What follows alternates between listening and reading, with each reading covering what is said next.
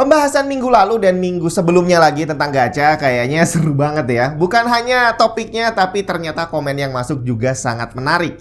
Nah, hari ini kita akan ngebahas tentang satu perusahaan yang menjadi salah satu penggiat gacha terbesar di dunia saat ini, MiHoYo.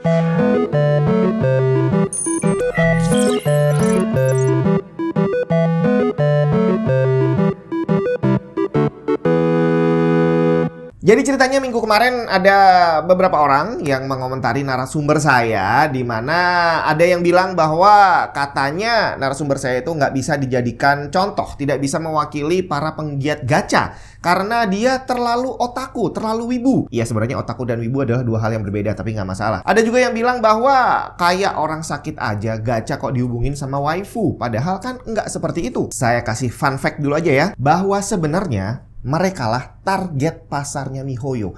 Para otaku adalah target utama MiHoYo. Jadi buat kamu yang bukan otaku, buat kamu yang sedang tidak mencari waifu, apalagi kamu yang cuma main free to play, ya mohon maaf nih, sebenarnya kamu gak ada di benak MiHoYo saat perusahaannya didirikan, bre. Padahal kamu sudah terlanjur menjadi pembela sistem gacha garda terdepan. Dan saya beneran kepikiran kata-kata bahwa kalau ada sebuah layanan atau service yang kita nggak bayar sama sekali, tapi ternyata si penyedia layanan ini masih tetap bisa mendapatkan uang banyak sekali, berarti kita adalah produknya. Dan di situ berarti kita sebenarnya dijual ke pihak lain. Nah, kalau kamu masih belum percaya bahwa otaku itu adalah target pasar utama dari MiHoYo, sebelum kita lanjutin ceritanya, kita lihat dulu logo MiHoYo.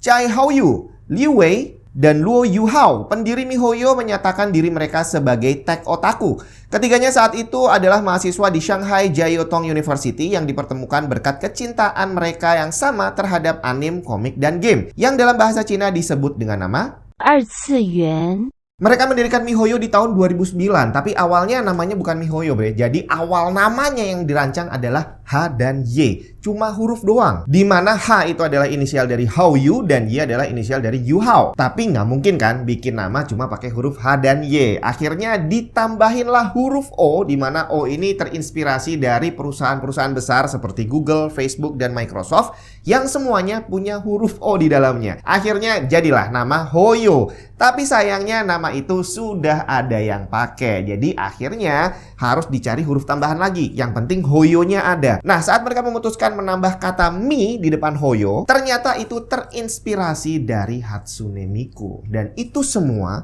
adalah berkat mereka sebagai otaku. Jadi otaknya ya puter-puternya di sekitar itu aja kalau cari nama kali ya. Di tahun 2011 mereka merilis Fly Me to the Moon di iOS yang ternyata cukup sukses. Di sini mereka mengganti nama MiHoYo menjadi Shanghai MiHoYo Network Technology Company Limited, termasuk menambahkan slogan Tech Otaku Save the World. Di tahun 2012 mereka merilis Hokkai Gakuen, masih untuk platform mobile yang berlanjut ke sequelnya Hokkai Gakuen 2 di tahun 2014 yang kembali sukses. Di tahun 2017 Hokkai Gakuen 2 berhasil mencatat lebih dari 44 juta pengguna aktif, di mana penghasilan game ini lewat microtransaction terbilang cukup banyak. Kesuksesan ini mereka manfaatkan untuk merilis Honkai Impact 3 yang kali ini sudah menggunakan tema 3D Action RPG. Gamenya sukses lagi. Di tahun 2020 mereka merilis lagi Action RPG game Genshin Impact yang sukses besar di seluruh dunia. Game ini memenangkan Best Mobile Game Award di tahun 2021 yang membuat MiHoYo menjadi game buatan Cina pertama yang mendapatkan penghargaan tersebut. Di tahun 2024 perusahaan yang berawal dari 3 orang tadi telah berkembang menjadi perusahaan besar yang punya lebih dari 5.000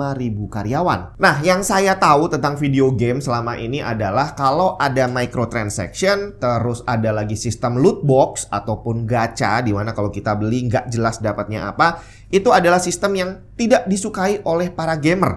Dan kalau kita ngelihat mobile game, dari sejak awal mereka mulai melakukan microtransaction dan loot box, itu juga banyak banget yang gak suka. Dan begitu sistem yang sama masuk ke PC, yang gak suka lebih banyak lagi. Sampai akhirnya EA tuh habis dihujat banyak orang karena memberlakukan sistem seperti itu. Tapi yang bikin heran adalah yang dilakukan sama MiHoYo adalah menggunakan sistem microtransaction dan gacha sebagai sistem utama mereka. Apa yang membedakan? Kenapa kok yang lain ditolak tapi MiHoYo bisa diterima?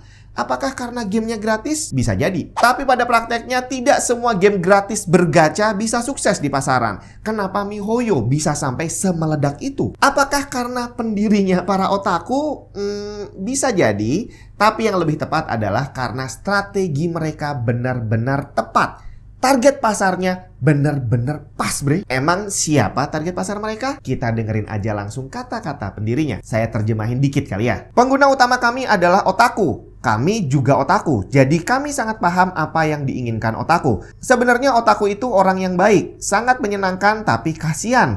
Di dalam hati mereka sangat ingin berkomunikasi dengan cewek, tapi nggak berani karena tekanan psikologi. Jadi sebenarnya otaku itu cukup tertekan, kesepian, dan terasing. Kami di sini untuk memenuhi kebutuhan itu untuk para otaku. Jadi fitur paling utama dari game kami selain asik dimainkan adalah berfokus membuat virtual karakter yang bisa dicintai oleh pemainnya. Otaku jelas-jelas disebut sebagai target utama dan sistemnya adalah dengan menyediakan waifu. Bukan saya yang bilang loh ya. Minggu lalu sempat dibahas bahwa salah satu ciri-ciri dari otaku adalah punya impulse buying yang sangat besar. Jadi kalau udah suka dengan sesuatu, mereka benar-benar tidak ragu untuk keluar duit berapapun banyaknya, bahkan sampai mengorbankan kebutuhan primer sekalipun. Nah, impulse buying yang sudah sebesar itu digabungkan dengan sistem gacha, kayaknya benar-benar jadi kombinasi ultimate yang berhasil membuat MiHoYo menjadi sebesar sekarang. Tahun 2015, pendapatan tahunan MiHoYo cuma di angka 15 juta US dollar. Di tahun 2017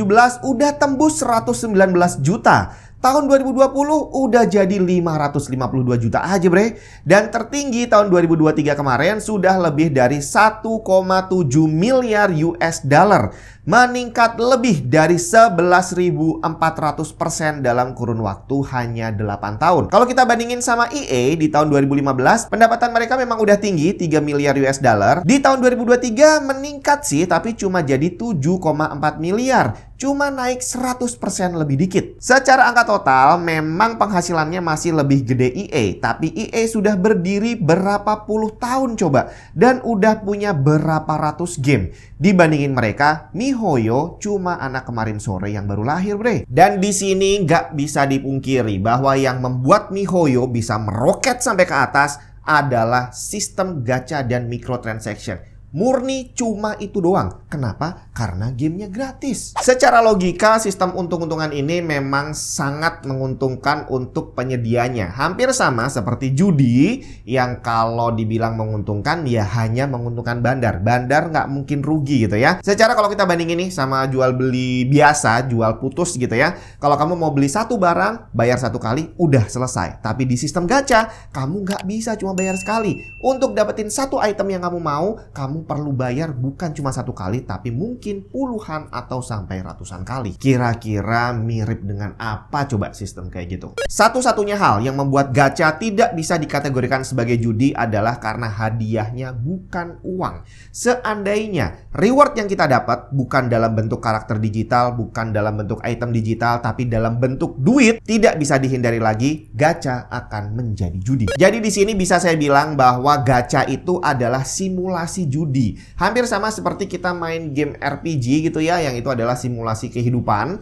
Terus kita main game catur yang adalah simulasi permainan catur sebenarnya. Yang bikin beda adalah hadiahnya, bre. Kalau kita main video game catur, hadiahnya cuma trofi. Tapi kalau kita ikut pertandingan catur beneran, hadiahnya piala betulan. Dan mungkin uang ada kali ya. Jadi di sini karena tadi dibilang bahwa MiHoYo itu bisa berkembang pesat karena menggunakan murni sistem gacha sebagai pendongkraknya, berarti boleh dibilang bahwa MiHoYo bisa menjadi besar karena menjual simulasi judi. Apakah berarti mereka jahat? Enggak, bre. Karena di negara mereka, judi itu diperbolehkan kok. Ada aturannya. Tidak dilarang ya. Mereka boleh berjalan, tapi ada regulasi hukumnya. Di mana aturan hukum tadi tentu saja akan disesuaikan oleh kebudayaan masing-masing negara. Banyak negara maju yang mengizinkan gacha, itu biasanya di sana juga mengizinkan judi dengan aturan yang sudah harus ditaati pastinya ya. Jadi bukan judi sembarangan lu main kartu di pinggir jalan. Enggak, udah ada aturannya masing-masing. Di setiap negara berbeda-beda. Dan gacha di sana juga diatur dengan sangat ketat. Dan kalau kita bicara budaya, di setiap